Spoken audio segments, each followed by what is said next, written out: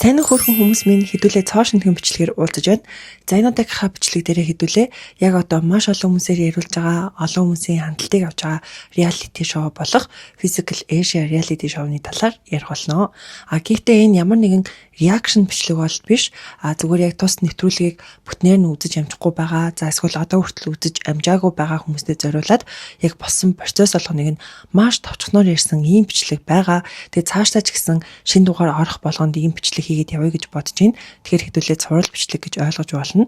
За тэгээд хэдүүлээ шууд бичлэгтээ орцгоё. Хүү бичлэг маань 3 үеэс бүрдэж байгаа.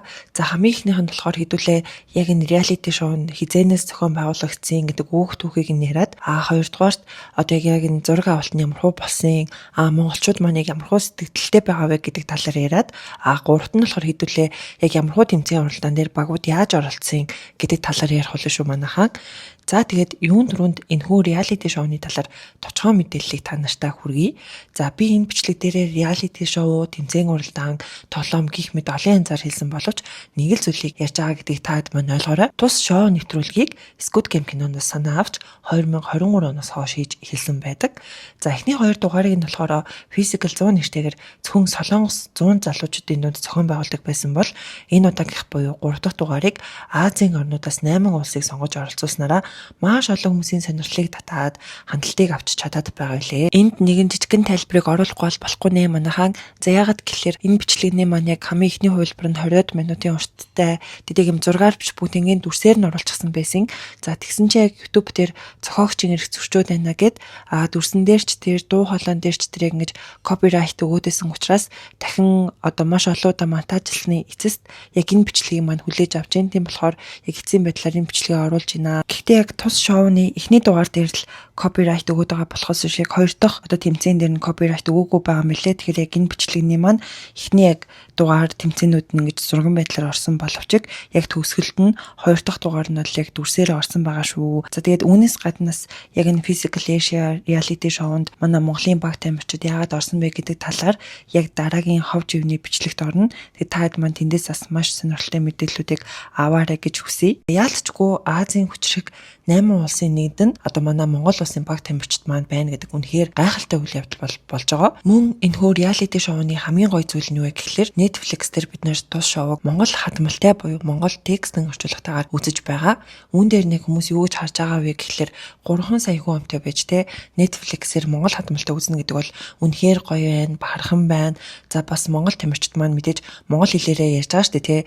Тиймээс яг ийм томоохон шоунд за тэр тусмаа яг Netflix дээр их хэлээ сонсно гэдэг үнэхээр гайхалтай үйл явдал гэж хүмүүс яриад байгаа. Physical Asia reality show маань 10 сарын 28-ны өдөр цацагдаж эхэлсэн. Яг одоогоор 4 ангид нэг дор орсон байгаа бөгөөд за эх 7 хоногт 2 анги, за тэрний дараагийн 7 хоногт 3 анги, тэрний дараагийн 7 хоногт дахиад 3 анги гэх мэтчлэн 7 хоног бүр ингээд яг цуврал байдлаар ороод явна. Тэгэхээр хэдүүлээ яг тэр тухай бүртнээс яг энэ мэтчлэн хэдүүлээ яриад явна шүү манайхаа. Тус reality show-ны зохиомж нь яг л Squid Game кино шиг юм бэлээ. Даалгавраа хэлж байгаа тэр хоолой юм яг л адилхан. Тэгээд маш хэцүү хүнд одоо сорилтуудыг оролцогч нартай өгдөг гэдгээр бас адилхан харагдсан. Энэхүү нэвтрүүлгийн гол зорилго хин илүү хурдтай, хүчтэй, стратегтэй, авахал замбаатай байна. Тэр ялна гэдгийг харуулах зорилготой.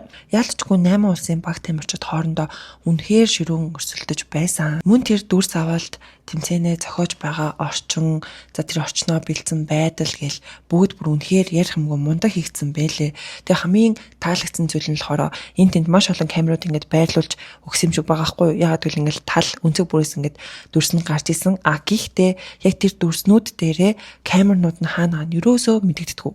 Бүр тийм хэмжээний маш цэвэрхэн гой зохион байгуулалтыг бол хийсэн байлээ. Тэгэд яалтчгүй солонгосчууд шоу нэвтрүүлэг кино хийхдээ үнэхээр дээд зэргийн хийдэг болсон гэдэг нь бол харагдсан. За та хэд маань ч гэсэн үүнтэй саналыг байгаа байх гэж бодож байна. За одоо хэдүүлээ яг шоу нэвтрүүлэг рүүгээ орцгоё. Хамгийн эхлээд нэг танхимд 8 орны баг тамирчид бүгдээрээ цугладаг.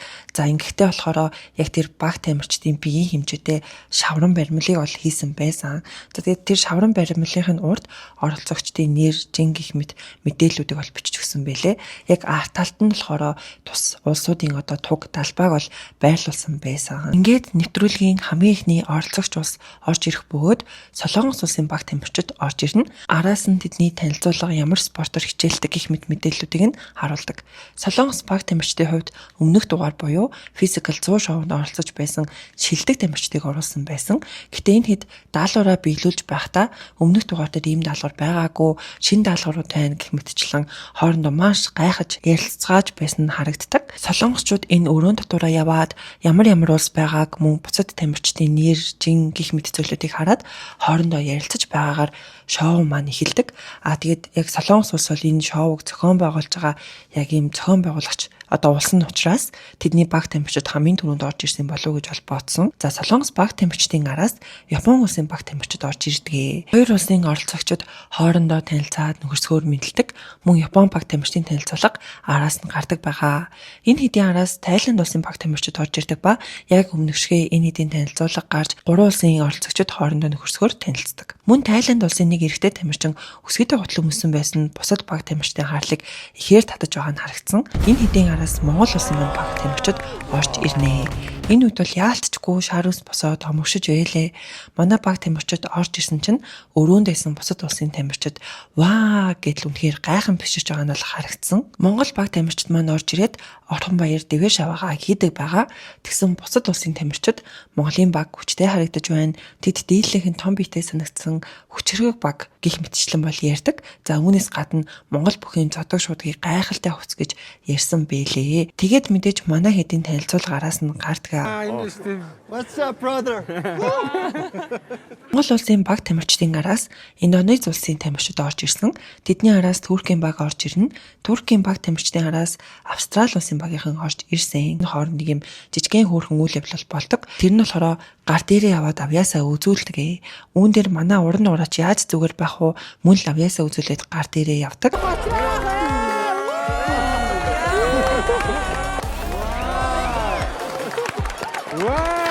Хамгийн сүүлийн орноор Мэни Факвойгоор ахлуулсан Филиппин улсын баг тамирчид орж ирсэн. Мэдээж домог тамирчин оролцож байгаа учраас бусад улсын тамирчид бүгдээрээ алга ташаад маш гоёор өгтөж авсан байгаа. Айлчгүй Мэни Факвой орж байгаа учраас бас эдний багийнхан хамгийн сүүлд орж ирсэн болов уу гэж харсан. Ингээд 8 улсын тамирчид бүгдээрээ орж ирээд хоорондоо танилцаад, мэдлээд, тэрэлдээд эхний сорилт руугаа орохын өмнө тэмцээний шагналын санг танилцуулдаг.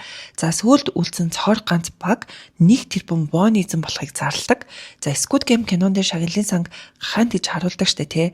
Physical Asia reality шоунд болохоор шагналын санг маш том дэлгэцэн дээр баг тамирчдад харуулдаг байгаа.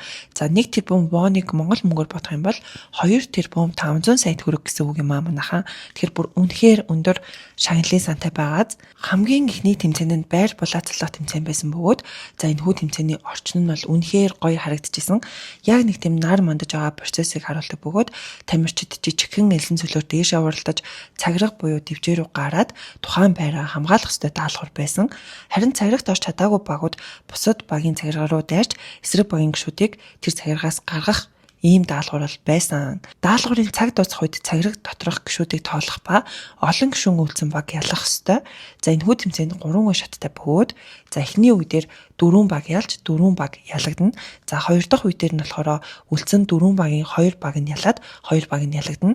За 3 дахь буюу хамгийн сүүлийн үе дээр 2 багийн нэг нь ялж нэг нь ялагдсанаар цор ганц баг ялаад за энэ хүү даалгавар дуусах ёстой байсан. Ингээд эхний үе эхэлдэг.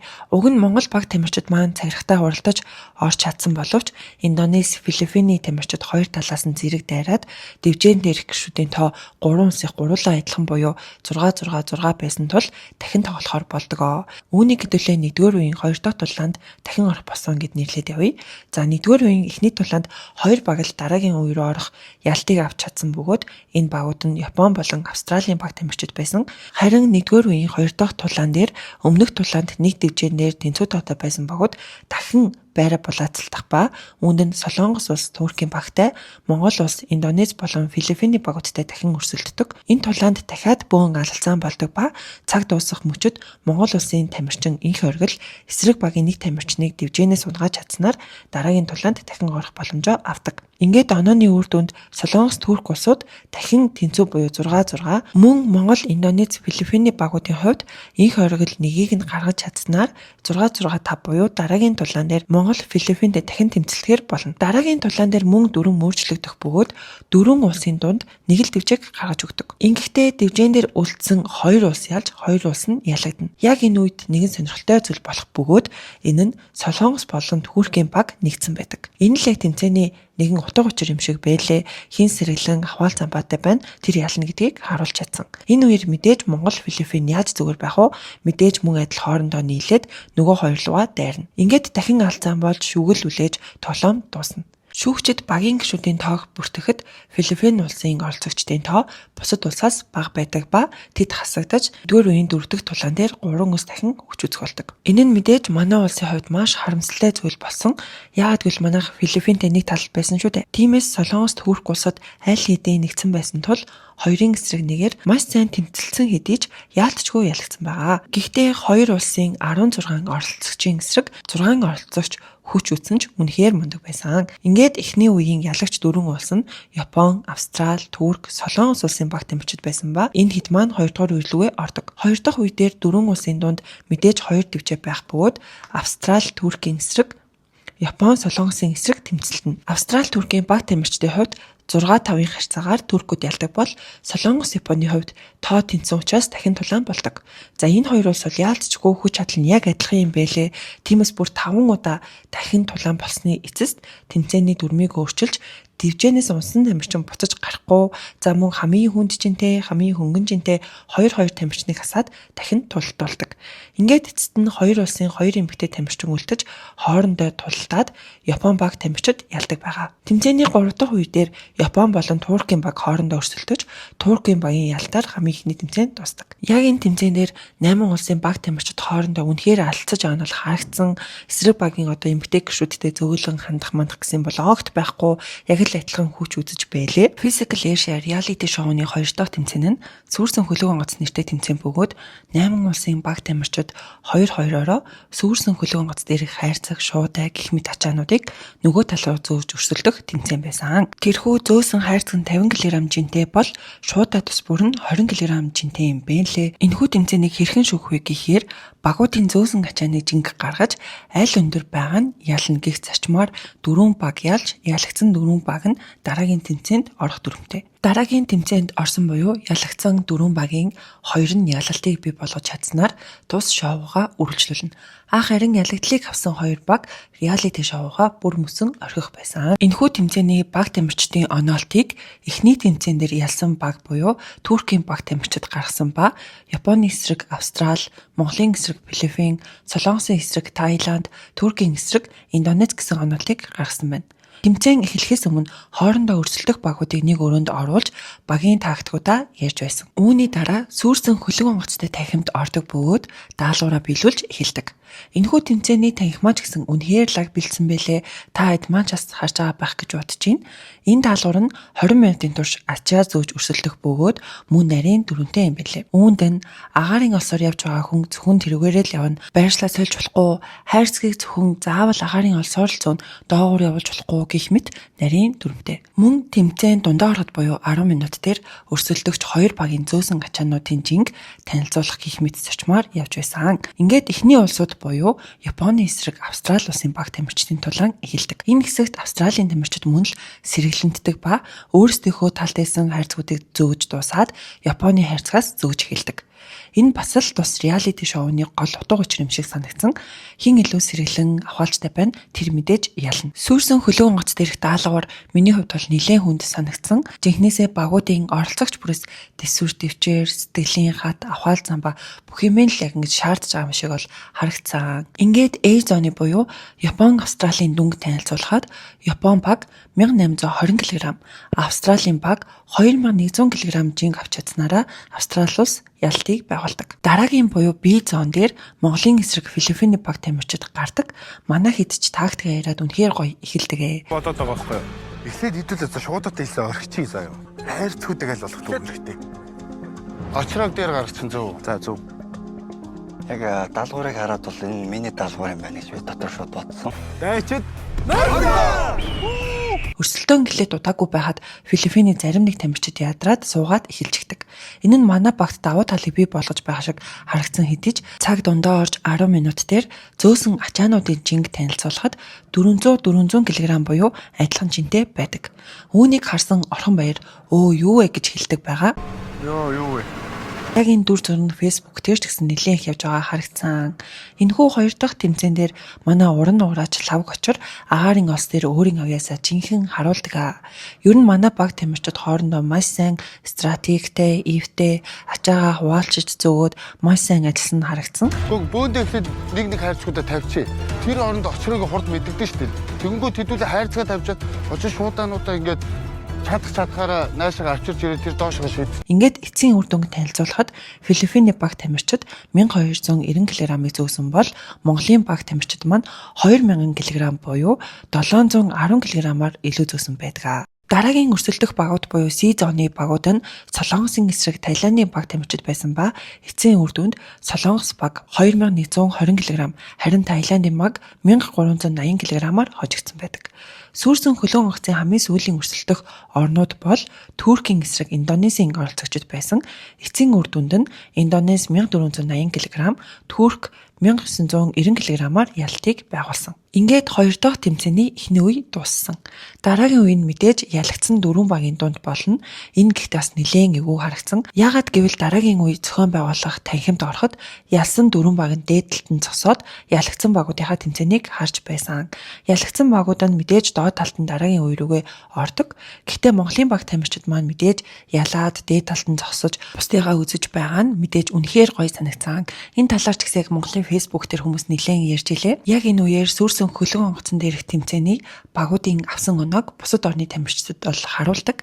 Нийт оноогоор манай Монголын баг тамирчид 3-т орсон бэлээ. Тэгээ 5-т орсон Японы баг тамирчдын хувьд бол нэлээд харамсалтай зүйл бол болсон. Гэтэ энэ бол мэдээж тэмцээн шүү дээ. Харин ялагдсан багуудын дунд бөмбөг булаацлах тэмцээн дахиад одоо зохиох юм бэлээ. Одоогоор орсон байгаа дугаарууд дээр яг энэ тэмцээнийхэн дөнгөж эхлэн гардаг учраас хэдүүлээ дараагийн бичлэг дээрээ бүр илүү дэлгэрэнгүй ярьцгаая. Энэхүү бичлэгтээ мань хамт байсан та нартай маш их баярлалаа. Та хэд мань таалагдсан бол лайк дараарай. За бас subscribe дараагүй байгаа бол subscribe дараарай. За тэгээд энэ талаа Facebook пэйж оруулъя. Энэ талаа Instagram оруулъя. Та хэд мань орж дагаарай. Дараагийн бичлэг хүртэл түр баяртай.